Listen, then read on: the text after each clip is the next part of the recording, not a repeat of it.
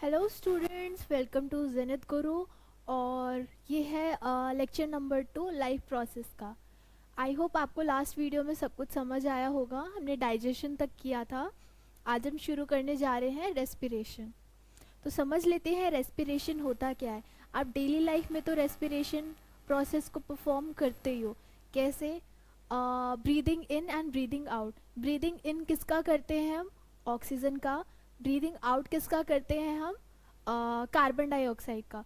तो वो ऑक्सीजन जब बॉडी के अंदर जाता है तो वो करता क्या है, रेस्पिरेशन हम परफॉर्म क्यों करते हैं, इसको समझने वाले हैं। सो रेस्पिरेशन को हम परफॉर्म इसलिए करते हैं ताकि हमारी बॉडी को एनर्जी मिल सके। ठीक है, मॉलिक्यूल्स का ब्रेकडाउन हो और वो हमारे ब्लड के अंदर एनर्जी को डिज़ोल्व कर सके, सो दैट हम अपना डेली फंक्शन को परफॉर्म कर सकते हैं। ठीक है, आज समझ लेते हैं रेस्पिरेशन के बारे में।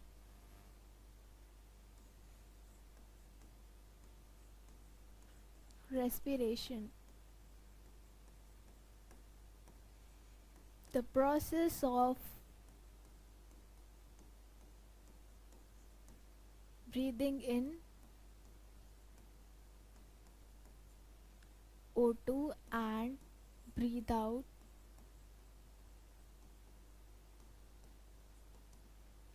CO2. This is respiration. क्यों हो रहा है? To provide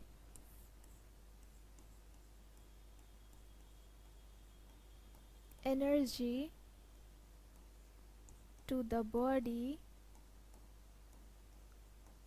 by breaking down of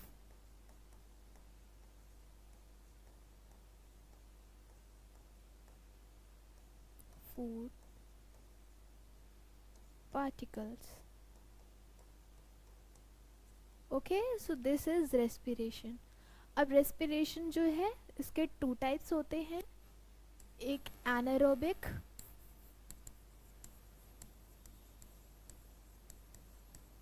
एक होता है एरोबिक।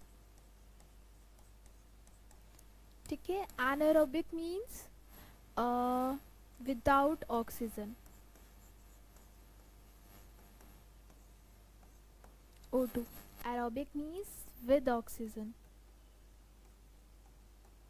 ओके, सो ये एनारोबिक होता कब है और एरोबिक होता कब है? अभी आप जो भी रेस्पिरेशन परफॉर्म कर रहे हो ये है आपका एरोबिक रेस्पिरेशन, बिकॉज आपके सराउंडिंग में लाइक भरपूर अमाउंट में क्या है, ऑक्सीजन है।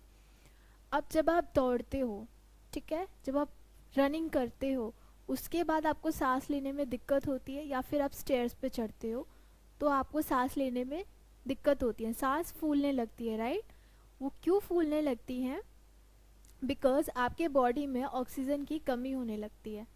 ठीक है, तो वो ऑक्सीजन की कमी होने की वजह से आपके मसल्स में क्रैम्प भी शुरू हो जाते हैं। ठीक है, बॉडी पेन होता है, राइट? तो ये सारे ऑक्सीजन की डेफिशिएंसी से। सो उस टाइम पर क्या होता है, आपके मसल्स के अंदर एक टेक्निक फॉलो होती है, दैट इज़ फर्मेंटेशन टेक्निक, जो क्या करती है, आपको एनर्जी, जो बची खुची एनर्जी होती है बॉडी में, वो प्रोवाइड कराने में हेल्प करती है। इसको समझते हैं डिटेल में। पहले एक बार एनसीईआरटी देख लेते हैं।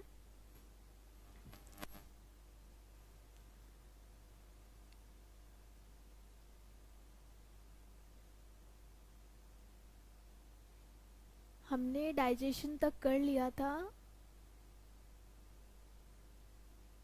राइट? डाइजेशन तक हो गया था हमारा। इस डायग्राम को समझ लेते हैं। ये है हमारा nasal passage, mouth cavity, pharynx, लैरिंग्स। Nasal passage से हमने ब्रीथ इन किया। अब यहाँ पे हमारे एयर मॉलिक्यूल्स अंदर गए। ये हमारा ट्रैकिया, ठीक है, एंड ये हमारा रिंग्स ऑफ कार्डिलेज। कार्डिलेज कैसी मसल्स, सॉरी, कैसे बोन होते हैं? फ्लेक्सिबल, फ्लेक्सिबल बोन होते हैं। अब क्या हुआ, यहाँ से हमारा ऑक्सीजन मॉलिक्यूल अंदर गया, एंड ये क्या था हमारा लंग्स।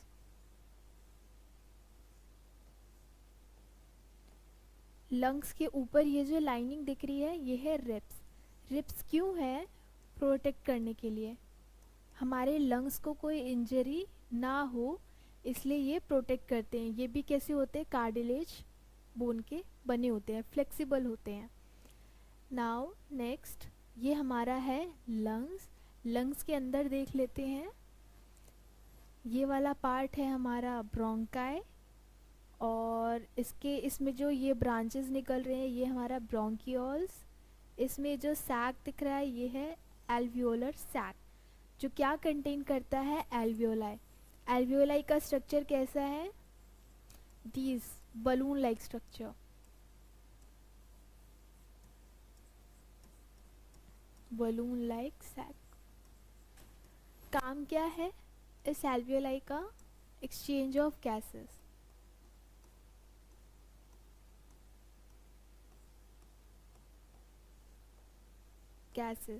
गैसेस का एक्सचेंज करना और एक्सचेंज करके इसको ब्लड स्ट्रीम में मिक्स करना।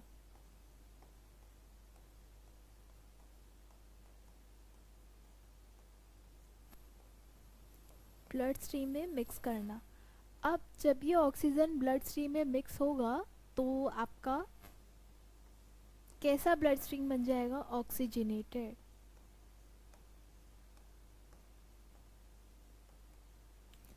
हमेशा एक ऑक्सीजनेटेड होता है और एक डीऑक्सीजनेटेड ब्लड स्ट्रीम होता है।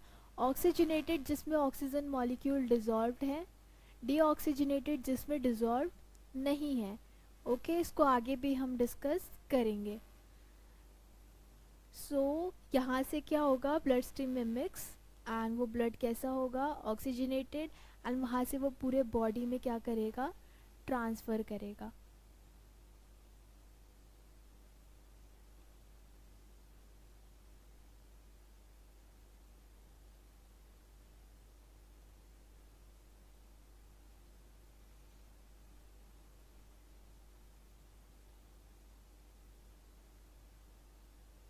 ये समझ लेते हैं हमारा जो रेस्पिरेशन है कैसे कैसे होता है। यहाँ पे जब भी हम रेस्पिरेशन करते हैं उसमें हमारे ग्लूकोज मॉलिक्यूल का ब्रेक डाउन होता है। So each glucose molecule have 6 carbon molecule. तो ये ब्रेक डाउन होता है साइटोप्लाज्मा के अंदर, जिससे क्या? पायरुवेट मॉलिक्यूल जनरेट होते हैं। तो पायरुवेट मॉलिक्यूल, एक पायरुवेट मॉलिक्यूल आपका 3 कार्बन मॉलिक्यूल का बना होता है प्लस एनर्जी। ठीक है, इससे आपको एनर्जी मिलेगा। नेक्स्ट, अब ये in absence of oxygen, like east के अंदर देख लेते हैं तो क्या होगा? Ethanol plus carbon dioxide plus energy, जो कि है 2 कार्बन मॉलिक्यूल। ठीक है, लैक ऑफ ऑक्सीजन, जब ऑक्सीजन की कमी होगी तो इन अवर मसल सेल्स तो क्या होगा? Lactic acid plus energy. ठीक है, लैक्टिक एसिड का फॉर्मेशन होगा और हमें एनर्जी मिलेगी, जो कि कितने कार्बन मॉलिक्यूल होगा? 3 carbon molecule, which is around 3 carbon molecule. Next है presence of oxygen in mitochondria, carbon dioxide, water and energy. ठीक है, ये होगा। तो in presence of oxygen immense amount of energy will be released, immense amount of energy, और इसमें very less energy. ठीक है, and lack of oxygen in our muscle cells, उस टाइम पर क्या होगा? लैक्टिक एसिड का फॉर्मेशन होगा और एनर्जी का, इसलिए हम हमारी बॉडी में क्या होता है? मसल क्रैम्प होता है। तो यहाँ पे पढ़ लेते हैं, the energy release during the cellular respiration is immediately used to synthesize a molecule called ATP. किस फॉर्म में एनर्जी का फॉर्मेशन हो रहा है यहाँ पे? वो है ATP. What is ATP? Adenosine triphosphate, adenosine triphosphate.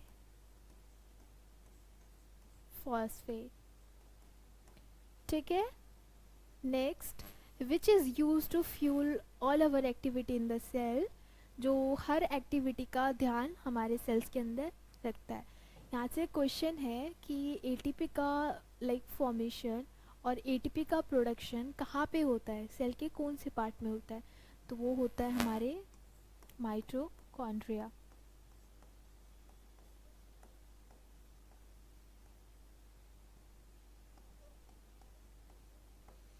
ठीक है। In this process, ATP is broken down, giving rise to a fixed amount of energy which can drive the exothermic process. और जब ATP जो है वो ब्रेक डाउन होता है हमारी बॉडी में, तो कुछ अमाउंट ऑफ एनर्जी रिलीज करता है और उस रिएक्शन को कहते हैं हम एंडोथर्मिक रिएक्शन। ठीक है। नेक्स्ट,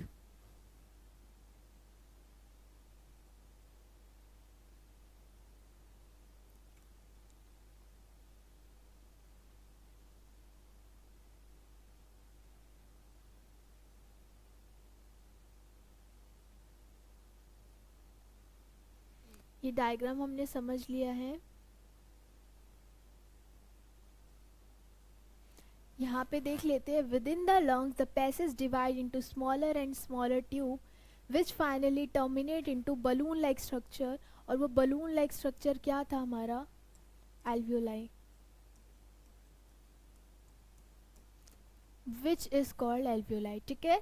द एल्वियोलाई प्रोवाइड, ये इंपॉर्टेंट है, the alveoli provide a surface where the exchange of gases can take place.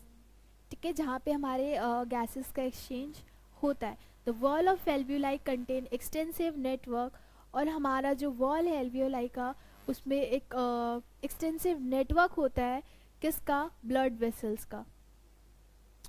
ठीक है। As we have seen in earlier years, when we breathe in we lift our ribs and flatten our diaphragm. यहाँ पे एक layer है diaphragm, जब breathe in करते हैं breathe out करते हैं वो उसी के अकॉर्डिंग क्या करता है, वो रिलैक्स होता है या फिर कॉन्ट्रैक्ट करता है। Now flatten and the chest cavity become larger as a result. उससे हमारा चेस्ट कैविटी कैसा होता है, लार्ज सरफेस शो करता है। जैसे आप ब्रीद इन करते हो तो आपको यहाँ पे कॉन्ट्रैक्शन फील होता है, राइट। आपको अपने एब्डोमेन में एक कंट्रैक्शन फील होता है। वो कंट्रैक्शन किस चीज़ का होता है, वो डायफ्राम का होता है। और जब ब्रीथ आउट करते हो तो आप रिलैक्स फील करते हो अपनी बॉडी में, राइट। तो वो इसी की वजह से होता है। Now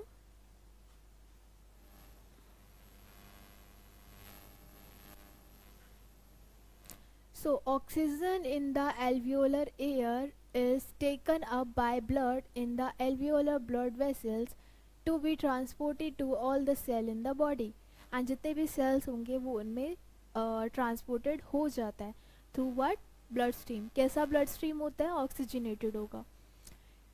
So during the breathing cycle where the air taken in and taken out, the lungs always contain a residual volume। उस टाइम पे हमारा लंग्स जो है एक रेजिडुअल वॉल्यूम कंटेन करता है, so that there is sufficient time for oxygen. That means वो जो प्रोसेस होता है जब हम ब्रीद इन करते हैं और जब हम ब्रीद आउट करते हैं, जब ब्रीद आउट करते हैं उस टाइम पे हमारे बॉडी में ऑक्सीजन रहे, वो ऑक्सीजन कहाँ पे स्टोर्ड होता है, किस फॉर्म में, रेजिडुअल फॉर्म में स्टोर्ड होता है हमारे बॉडी में। ठीक है। And when the body size of animal is larger, diffusion pressure alone cannot take care of the oxygen delivery to all the parts of the body। अगर animal जो है लार्ज है तो उस टाइम पे जो डिफ्यूज़न प्रेशर होगा वो कैसा होगा, पूरे बॉडी में पार्ट ट्रैवल करने में बहुत मुश्किल होगा। इसलिए यहाँ से क्वेश्चन भी है कि डिफ्यूज़न जो है वो लार्ज या फिर कॉम्प्लेक्स एनिमल्स, कॉम्प्लेक्स सिस्टम वाले एनिमल्स के लिए सफिशिएंट क्यों नहीं है। बिकॉज जब तक वो ऑक्सीजन आपकी बॉडी में आएगा तब तक आपके जो ऑर्गन होंगे वो फंक्शन करना बंद कर चुके होंगे। क्यों, because of absence of oxygen. ठीक है। अभी यहाँ पे बताया गया है, instead of respiratory pigment taken up oxygen from the air in the lungs and carry to the tissue which are deficient in organ before releasing it.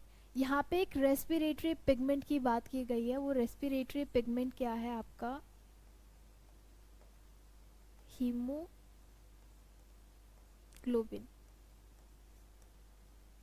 ये haemoglobin कैसा होता है? It is responsible for providing red colour in RBC. तो ये red colour provide कराता है किसको? Blood को। ठीक है।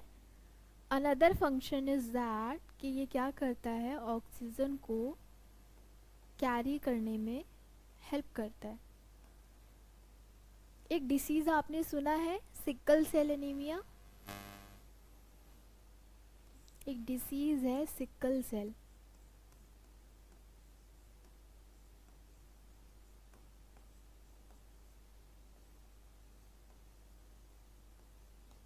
इसमें जो हमारा आरबीसी राउंड होता है, इन शेप राउंड होता है, वो कैसा हो जाता है? सिकल शेप का, ऐसा हो जाता है। तो यहाँ पे हीमोग्लोबिन का कंटेंट भी बहुत कम हो जाता है।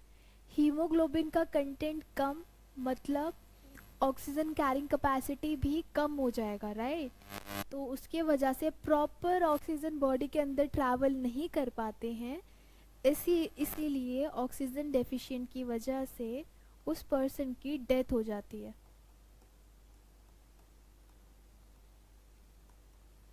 पर्सन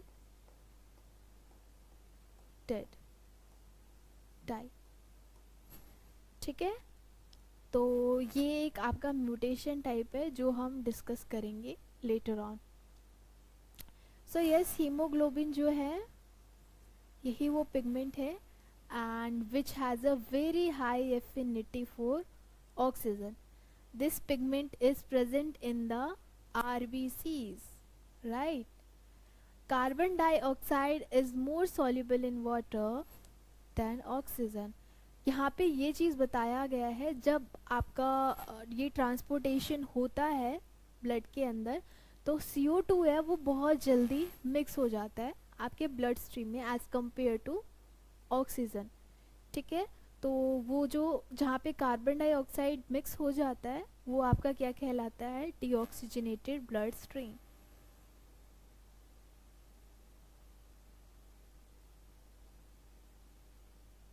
कुछ पॉइंट्स पढ़ लेते हैं. If the alveolar surface were spread out it would cover almost 80 meters square. How much do you think the surface area of your body is? Consider how efficient exchange of gases become because of the large surface available for the exchange to take the place. Simple सा question है कि ये वही question बताया गया है कि कितना like it depends on the organism कि कोई ऑर्गेनिज्म कितना बड़ा है और किस किस स्पीड से किस सफिशिएंट अमाउंट में वो ऑक्सीजन को इनहेल कर सकता है, उसकी कैपेसिटी क्या है. तो यहाँ पे हमारा जो है रेस्पिरेशन पार्ट कंप्लीट होता है. See you in the next video जिसमें हम क्या कवर करने वाले हैं? हम कवर करने वाले हैं ट्रांसपोर्टेशन. आगे हम डिस्कस कर रहे हैं रेस्पिरेशन इन प्लांट.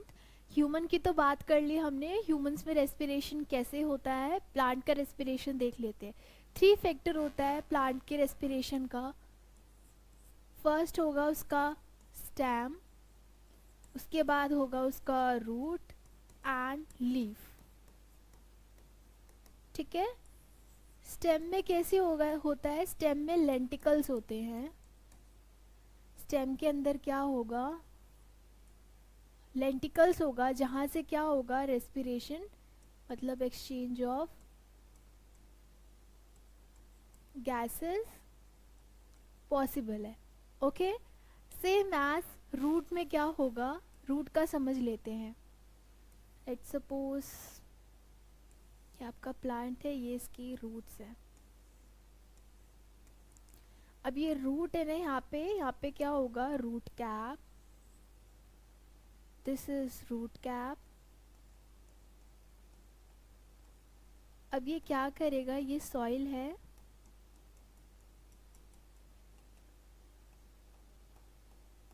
सॉइल से O2 को इनटेक करेगा. ठीक है. इनटेक करने के बाद उसको वो प्लांट में आगे सप्लाई करेगा. ओके, तो this is the first step. Second होता है कि ये रूट्स क्या होते हैं, लॉग, अपने आप को लॉग कर लेते हैं वाटर में, ठीक है, सॉइल के अंदर एकदम अच्छे से. वहाँ से भी क्या करता है वो, थोड़ा थोड़ा ऑक्सीजन कैरी करते करते उसको पूरे प्लांट के बॉडी में ट्रांसफ़र कर देता है. कुछ इस तरीके से लॉक्ड होता है. ठीक है. नेक्स्ट है लीफ. अब लीफ में कैसे होता है transportation, through stomatal pores. Stomata समझ लेते हैं, स्टोमेटा कैसे करेगा.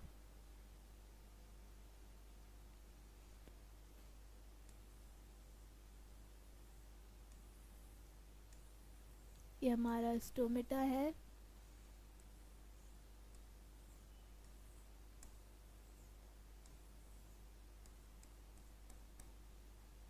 ये ओपन पोर है, ये क्लोज्ड स्टोमेटा. ठीक है.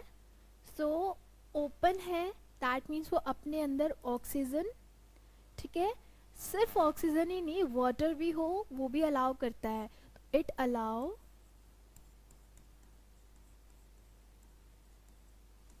O2 and water inside the leaf.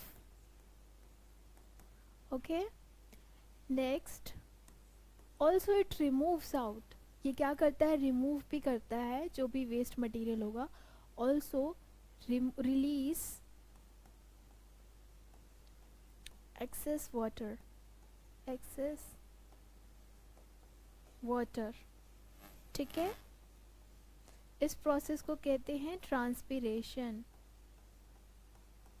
ये हम पढ़ेंगे ट्रांसपोर्टेशन वाले पार्ट में. ठीक है, ये हमारा क्या है, ट्रांसपिरेशन. तो ये हमारे स्टोमेटल पोर्स का वर्क है. तो यही तीन पार्ट्स होते हैं रेस्पिरेशन करने के प्लांट्स के. तो हमेशा याद रखना, इवन आप इसको ऑब्जर्व भी कर सकते हो जाकर देखकर. ठीक है. तो आई होप आपको समझ आया होगा, and thank you for watching.